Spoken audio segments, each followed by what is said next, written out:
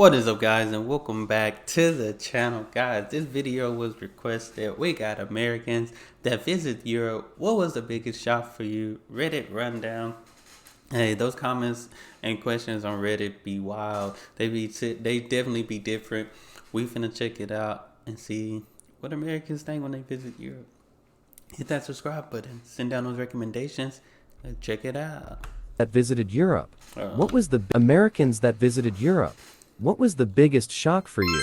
Welcome to Reddit Rundown. Today, we will share again one of the top posts in Reddit's Ask Reddit page. I was surprised at how much walking I did. I did it because it was easy, not because I had to.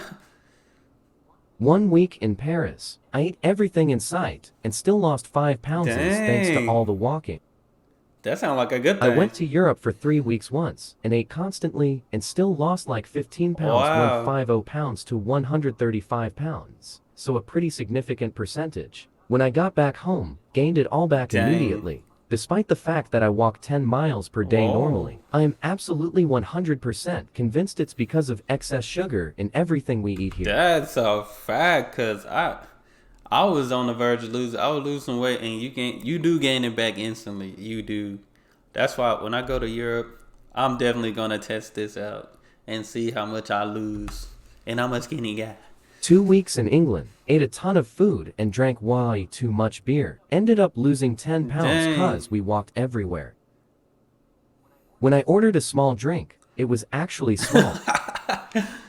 I've heard this mentioned before that ice in European drinks isn't really the norm. Why is that so? I can understand you wanting your drink to be cold. So is it more of like an upon request thing? I think it is, somebody said. Most of the drinks are served cold already. You can request to have ice in it too.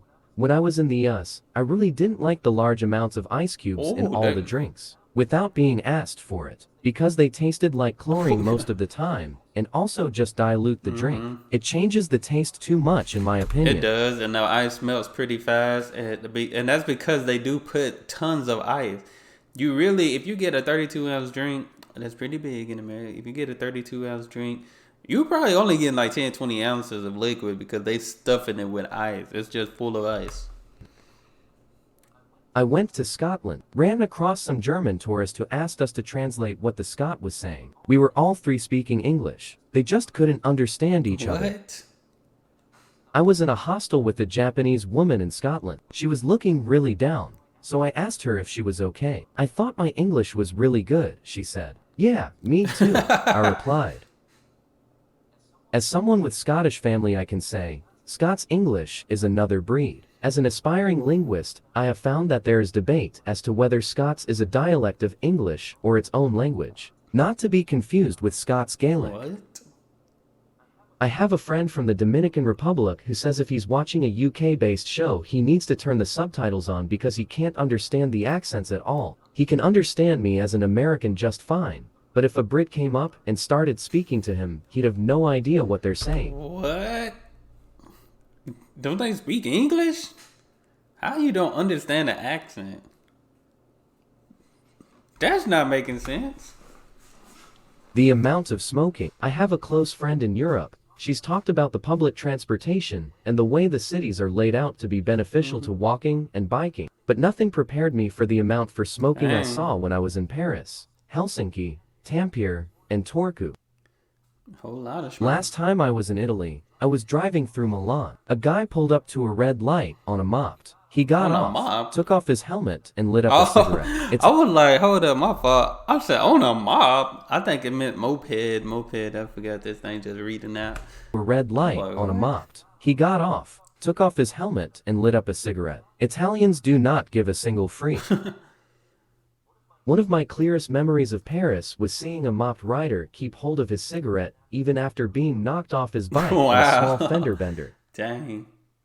England and probably most of the UK, but I haven't left England in a while, has drastically reduced the amount of smoking there is over the past 10 years. I should imagine other European countries are similar. Smoking used to be so much more common, it's a wonder we didn't discover lung problems sooner. I was in France, and the parents were smoking while pushing kids on a swing. Dang. It must do be a lot of smoking. Like, I know when I growing up, I knew a lot of people that smoked cigarettes, but Man, it seems like you're gonna see a bunch of people smoking in Europe, which I think I've seen, but I don't know. I can't remember on another video, people was like, people smoke, but some of us don't smoke like that. I'm Canadian, and being allowed to have open liquor in public when I was in England was shocking to me. In France, people get 2-hour lunches. Like some stores will have two separate open and close times Oh cause yeah, they'll just shut down for 2 hours a day to enjoy themselves. Most people seemed much happier and relaxed as I a whole. remember hearing that. In Spain, most places just close from 2 to 5 in the afternoon, so the owners can have a lunch and nap break. I absolutely hated it, because I always forgot and it's my usual time to go get stuff. But hey, definitely good for It them. seemed like that they own fault right You there. hear about how big the Roman Empire was and all the advanced building tech they had, but it doesn't really sink in until you see it with your own eyes. Being in Rome surrounded by the ruins and a 3-on-3 Nike basketball tournament happening right there with the McDonald's in a historical building, all within the same view, Wow, was pretty that wild. is. How old a lot of the cities are. People still living in buildings older than the US walking down some of the old streets feels like you're time traveling into a medieval fairy tale.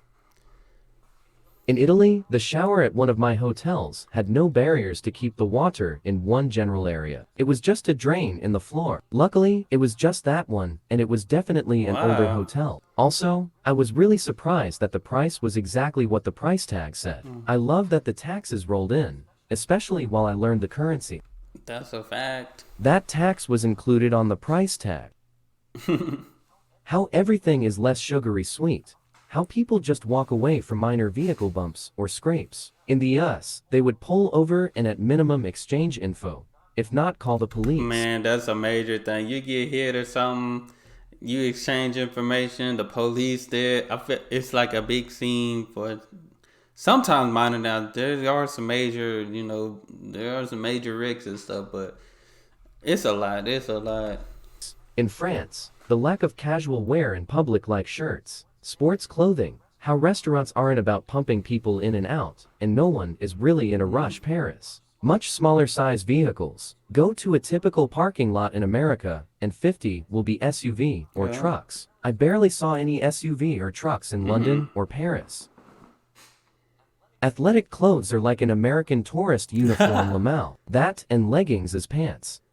Dang, I don't see. I be wearing sweats and stuff, so man, y'all definitely gonna know it's me because I'll be straight sweats. If it's a little cool, a little chilly, got a hoodie on, you know. The amount of public transportation, and in many places people not driving or not even knowing how to drive. Oh, I was not ready for how many overwhelmingly beautiful ancient buildings and cities I saw in only 2 weeks. I actually couldn't fathom what I was looking at. It was a surreal experience, like I was really in touch with a completely different era of humanity. There is absolutely nothing like this in America. It blew me away and made me really care much more about European history, urban planning, and architecture. nice, nice.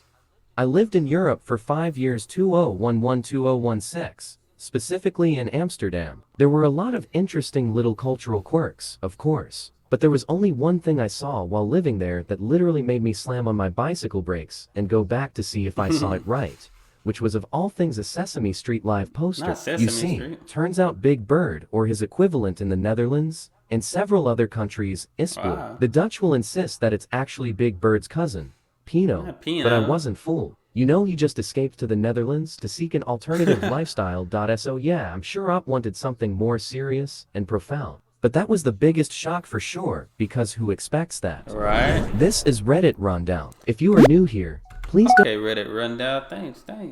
That was good. I feel like this one it was more just people being honest type things about their experience. Didn't seem like nothing bad.